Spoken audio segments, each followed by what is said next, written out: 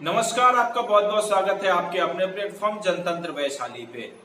दोस्तों, बिहार में विधानसभा चुनाव का टेम्परेचर काफी हाई हो गया हुआ है।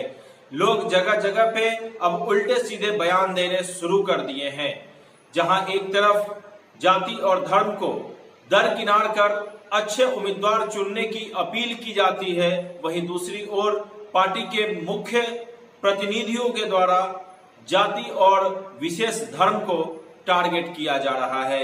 जहां एक तरफ इलेक्शन कमीशन निष्पक्ष होकर के इन सारे मुद्दाओं से हटकर लोगों से अपील करती है उम्मीदवारों का चुनाव करें, लेकिन जनता आज भी जाति और धर्म में सिमटा हुआ है। हम आज बात कर रहे हैं लालू प्रसाद यादव के सुपुत्र तेजस्वी यादव के एक दिए गए बयान पे। लालू प्रसाद जिस समुदाय और जिस जाति वर्ग से आते हैं, क्या उस जाति वर्ग के लोग सिर्फ उसी पार्टी में हैं? क्या उस जाति और समुदाय के लोग किसी और पार्टी में नहीं हैं? निश्चित तौर पे हैं। और उससे भी बड़ी बात कि क्या लालू प्रसाद यादव के पार्टी में जितने भी उम्मीदवार हैं, क्या सभी उन्हीं के धर्म और उन्हीं के जाति से हैं? नहीं, ऐसा नहीं है। फिर किस आधार पे तेजस्वी यादव ने ऐसा कहा? यह बहुत ही निंदनीय बयान है। जरूर आप इस पे वोट डालने से पहले सोचेंगे। क्या तेजस्वी यादव अपने किसी मंच से यह साबित कर सकते हैं कि उनके पार्टी में जितने भी उम्मीदवार हैं या उनके पार्टी के सदस्य हैं, जो उनकी कमेटी के सदस्य हैं, तेजस्वी यादव उन सभी से ज्यादा योग्य हैं या उनसे ज्यादा योग्य उनके पार्टी में एक भी सदस्य नहीं है? किस आधार पे वो अपने आप को मुख्यमंत्री का उम्मीदवार साबित कर रहे हैं और उन्होंने ऐसा घोषणा किया हुआ है? किस आधार पे वो मुख्यमंत्री बन सकते हैं? उनके पार्टी में उनसे ज्यादा जानने वाला या उनसे ज्यादा समझ रखने वाला एक भी कोई दूसरा उम्मीदवार या कार्यकर्ता नहीं है। तभी उनको मुख्यमंत्री पद के लिए अपने आप को प्रोजेक्ट करने की जरूरत पड़ी। दूसरी बात यह है कि अगर वो मुख्यमंत्री बनते हैं तो क्या बिहार में किसी सिर्फ एक जाति का या किसी एक जाति वर्ग का विकास ही करेंगे? वो अपने मंच से ऐसी घोषणा क्यों नहीं कर देते कि वो किसी एक ही जाति का विकास करेंगे? किसी भी प्रदेश में किसी जाति विशेष का ध्यान रखना ये आम बात सा होता चला जा रहा है। हम ऐसे में क्या इस बात का दावा कर सकते हैं कि हम एक प्रजातांत्रिक देश में रहते हैं, एक प्रजातांत्रिक प्रदेश में रहते हैं? इसके कई सारे उदाहरण हमारे सामने मौजूद है। हम बात करना चाहते हैं, ये मेरा सवाल सीधे सीधे तेजस्वी यादव जी से है। मैं जानता हूं मेरे सवाल का जवाब आप क्यों देंगे और मैं ऐसा हूं भी क्या, लेकिन एक आम जनता होने के नाते ये सवाल करना मुनासिब समझता हूं कि आप बताइए, आप अपने जाति को इसलिए प्रोजेक्ट करना चाहते हैं कि वो दूसरे जाति को दबा सके? क्या आप किसी प्रदेश का मुख्यमंत्री इसलिए बनना चाहते हैं कि आपके प्रदेश का एक वर्ग नीचे दब जाए और दूसरा वर्ग ऊंचा उठ जाए? नहीं। आप किसी प्रदेश का अगर मुखिया बनने जा रहे हैं, उसका नेतृत्व करने जा रहे हैं, तो उस प्रदेश में रह रहे तमाम नीच ऊंच और बड़े छोटे का भेदभाव मिटा करके आपके जेहन में सभी लोगों का विकास मुख्य रूप से होना चाहिए। किसी भी देश और प्रदेश का विकास तभी माना जाता है जब उसके प्रदेश में रहने वाले सारे समुदायों का सर्वांगीण विकास होता है। इस बात से आप भी भली भांति अवगत होंगे। बिहार आज इस गर्त में इसलिए डूबा हुआ है क्योंकि हमारे ऊपर शासन करने वाले लोगों की मानसिकता इतनी घृणित है कि वो इस विकास से ऊपर उठने की सोचते ही नहीं है। उनके दिमाग में जाति और धर्म समुदाय की ऐसी कीड़ा पड़ी हुई है जिसका विकास दिन प्रतिदिन बढ़ता ही जा रहा है। हम जिस लोकतांत्रिक प्रदेश में रहते हैं, जिस लोकतांत्रिक देश में रहते हैं, यहाँ पे जरूरत है उन नीचे तबके के लोगों को जो शोषित हैं, जो किसी प्रकार से दबे कुचले हैं, उनको ऊपर उठाने के लिए किसी और को दबाने की जरूरत नहीं है, बल्कि उनको उस लायक बनाने की जरूरत है कि खुद बड़े लोग उनके सामने नतमस्तक हो जाए, उनकी आदर और सत्कार करें। ये ऐसा नहीं है कि आप उनको चोर गुंडा और बदमाश बनाना चाहते हैं। आपका कहने का कथन का मतलब क्या था? आप इस बात पे जरूर गौर करिएगा। किसी भी पार्टी का हो, आप किसी भी समुदाय का हो, हम अगर इस तरह का सोच रखते हैं तो कभी भी हम इस जंगल राज से नहीं निकल सकते। चाहे सरकार किसी की भी हो, हमारे देश का मुखिया कोई भी हो, हमारे प्रदेश का मुखिया कोई भी हो। सबसे पहले इस तरह का बात बोलने से पहले उनके मन में खौफ क्यों नहीं आता?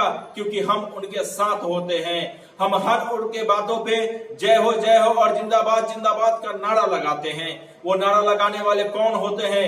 वो जय हो करने वाले कौन होते हैं? उनके हर बातों पे तालियां बजाने वाले कौन होते हैं? वो सारे हम लोग हैं। उस सब का जिम्मेदार हम हैं। उन सारे कुकृत्यों का भागीदार हम हैं।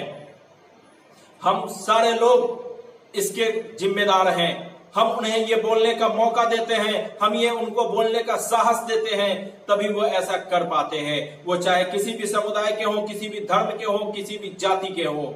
हमारे देश में आप एक राजनीतिक और प्रशासनिक प्रक्रिया के एक अभिन्न अंग है और आपके मुंह से इस तरह का भाषा का निकलना ये निश्चित तौर पे एक है। और इस तरह के संकीर्ण सोच वाले व्यक्ति को किसी प्रदेश का बागडोर कैसे दिया जा सकता है? अगर उनको ये बागडोर मिल भी जाती है तो इसके जिम्मेदार सिर्फ हम और आप होंगे। हमको इस बात का पूरा ख्याल रखना है। मुझे इस बात से कोई ऐतराज नहीं है कि आप किस जाति से हैं। आप सभी जाति की बात करें, आप सभी धर्म की बात करें, आप सभी समुदाय की बात करें, आप सर्व शिक्षा की बात करें, सर्व विकास की बात करें, सभी के स्वास्थ्य की बात करें, तब आप देश और प्रदेश का मुखिया कहलाने के हकदार हैं। जैसे ही आप किसी एक समुदाय और एक विशेष वर्ग का बात करने लगते हैं, वैसे ही आपका कद ये छोटा हो जाता है। आप जितनी बार इस तरह की बातें करते हैं, आपके कद में उतनी ही गिरावट आती है। आप लोगों के बीच में लोकप्रियता तभी तक हासिल कर सकते हैं जब सर्वजन विकास की बात करते हैं। आप एक प्रदेश के मुखिया होने के नाते, मुखिया प्रत्याशी होने के नाते आपको इस बात के लिए माफी मांगनी चाहिए, ताकि आप प्रदेश में लोगों में यह विश्वास होने की जरूरत है कि हम अपने दिल से आपको अपना प्रधान माने। हमारे दिल में आपके लिए इज्जत कब पैदा होगी? जब आप हमारी इज्जत करेंगे। आपको अपने आप को उससे ऊपर उठाने की जरूरत है। हम खुद ही आपके सामने नतमस्तक हो जाएंगे। ऐसे वो किसी भी समुदाय के, अगर आप किसी नीचे तबके की बात करते हैं, हमारे देश के सर्वांगीण विकास में हर धर्म, हर समुदाय और हर जाति वर्ग का पूरा सहयोग है। कोई एक जाति, कोई एक धर्म, कोई एक पंथ मिलकर के किसी राज्य और प्रदेश का विकास नहीं कर सकता। अगर ऐसी सोच आप रखते हैं तो निश्चित तौर पे आपको जानकारी और शिक्षा की काफी जरूरत है। एक तरफ तेजस्वी यादव अपने पिता के जंगल राज के लिए जनता से कई बार माफी मांग चुके हैं, दूसरी तरफ उसी जंगल राज की दुहाई देकर के आज वो फिर से मुख्यमंत्री के लिए अपनी दावेदारी पेश कर रहे हैं। ये कैसी दोहरी मानसिकता है? और मुझे तो घिन आती है उन जनता पे, शर्म आती है उन जनता पे जो उनकी जय जयकार कर रही है, जो उनके पीछे पीछे दौड़ रही है। आप निश्चित तौर पे दौड़िए। किसी भी विचारधारा के पीछे दौड़ना ये आपकी गलती नहीं, आपके विचारधारा और आपके समर्थन की बात है। लेकिन कब तक? हम बात कर रहे हैं, मैंने पहले भी आपको इस वीडियो में बताया कि आप ये पब्लिक प्लेटफॉर्म पे ये भी बताइए कि क्या जनता दल में, राष्ट्रीय जनता दल में क्या कोई भी उम्मीदवार तेजस्वी यादव से ज्यादा योग्य और शिक्षित नहीं है? अगर है तो फिर आप मुख्यमंत्री के उम्मीदवार कैसे हो सकते हैं?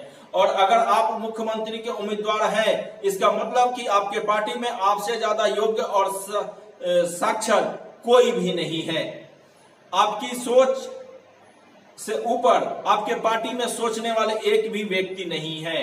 आपके जिस वक्तव्य की बात हम कर रहे हैं, इस वीडियो को देखने वाले ज्यादातर लोग उस बात से अब तक वाकिफ हो चुके होंगे। हम इस वीडियो को ज्यादा लंबा नहीं करेंगे, लेकिन ये बात बहुत गंभीर है और सोचने वाली है कि आप अपने देश और प्रदेश का बागडोर कैसे लोगों के हाथ में सौंपने जा रहे हैं। हम निश्चित तौर पे हर चुनाव से पहले ये बात करते हैं, सभी लोगों के मुख से सुना जाता है कि हमें अपने विशेष जाति धर्म को छोड़ करके हमें ऐसे लोगों का चुनाव करना है जो हमारे लिए विकास का काम करे। जिस तरह से आपके मस्तिष्क को सींचा गया है, जिस तरीके से आपके मस्तिष्क पे छाप छोड़ी गई है, चाहे आप जितना शिक्षित हो जाए, चाहे आप जितने विद्वान हो जाए, आपकी मानसिकता बदल नहीं सकती, ऐसा मैं मानता हूं। आप भी जरूर मानते होंगे।